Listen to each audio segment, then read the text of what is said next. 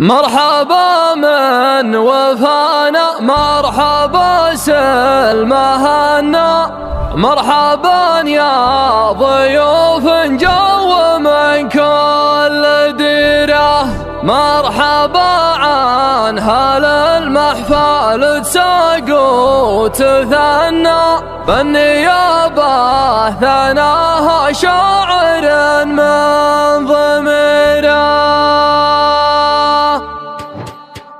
هاجس الشاعر ثرى